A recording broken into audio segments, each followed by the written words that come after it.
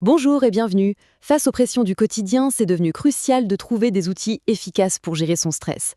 Aujourd'hui, on va s'intéresser à un allié de taille, un minéral vraiment fondamental, mais qu'on a tendance à sous-estimer, le magnésium. On connaît bien cette sensation, n'est-ce pas? La fatigue qui s'accumule, la nervosité qui monte, le sommeil qui devient compliqué. On a l'impression d'être coincé dans une boucle sans fin. Eh bien, ce sentiment, ce n'est pas une fatalité. Il y a même une explication biochimique assez fascinante derrière tout ça. Voilà le programme.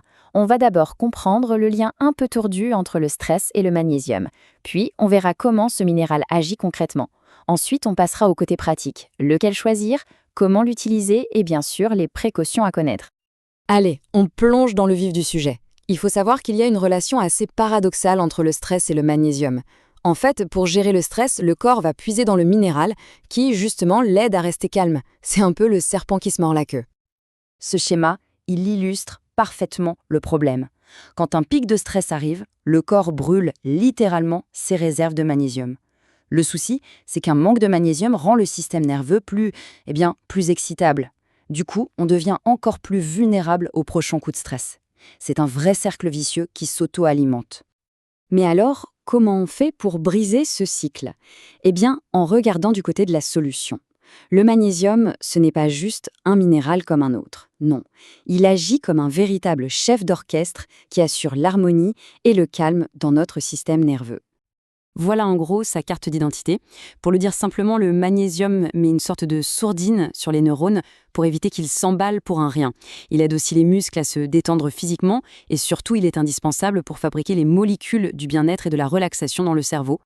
On voit bien ici ses multiples casquettes. Il régule le système nerveux, il participe à la production de sérotonine et de GABA, donc il agit directement sur l'humeur et le sentiment de calme.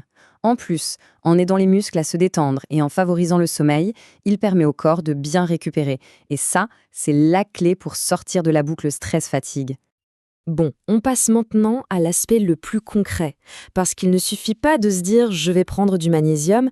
Non, ils ne se valent pas tous, et le choix de la forme est absolument capital pour avoir les bons effets sans les désagréments. Ce tableau résume les 3 formes les plus utiles. Pour un effet direct sur le stress, l'anxiété et le sommeil, le bisglycinate est souvent la référence. Pourquoi? Parce qu'il est très bien absorbé. Maintenant, si le stress s'accompagne de problèmes de constipation, le citrate peut faire d'une pierre 2 coups. Et pour les personnes qui ressentent une grosse fatigue physique avec leur stress, le malate est un super choix car il joue un rôle dans la production d'énergie. Pour que ce soit encore plus clair, mettons en face le meilleur et celui à éviter. Le bisglycinate, c'est vraiment le héros pour tout ce qui est nerveux. Et à l'opposé, on a l'oxyde de magnésium. On le trouve partout, mais il est très mal assimilé. En fait, une grande partie ne sert à rien et finit par provoquer un effet laxatif. Bref, pour la relaxation, c'est inefficace. Ah, ça, c'est l'astuce à connaître. Sur une étiquette, on peut lire, par exemple, 500 mg de bisglycinate de magnésium. Mais attention, la quantité de magnésium pur qu'on appelle élémentaire sera bien plus faible. C'est ce chiffre-là qui compte vraiment pour savoir quelle dose on prend. Il faut donc être bien attentif à ce détail. Ok, le choix est fait. Maintenant, comment on en tire le meilleur parti? Parce que avoir le bon produit, c'est une chose, bien l'utiliser, c'en est une autre. Voici 4 règles d'or. Le prendre le soir, surtout le bisglycinate, ça prépare vraiment au sommeil. Le prendre pendant un repas, ça améliore son absorption.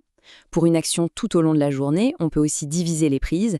Et bien sûr, une supplémentation, ça ne remplace pas une alimentation qui est déjà riche en magnésium, comme les amandes ou le chocolat noix par exemple. Pour donner un ordre d'idée, les apports conseillés en magnésium élémentaire tournent souvent autour de 300 mg par jour pour un adulte. C'est un bon repère, mais évidemment, ça doit être adapté à chaque situation. On arrive à la dernière partie, et elle est absolument cruciale, la sécurité. Même si le magnésium est un minéral naturel, on ne se supplémente pas n'importe comment. Il faut le faire de manière éclairée et responsable. Voilà les points de vigilance. Un surdosage, c'est rare, parce que le corps élimine l'excès, mais ça peut causer des soucis digestifs. En cas d'insuffisance rénale, l'avis médical est obligatoire.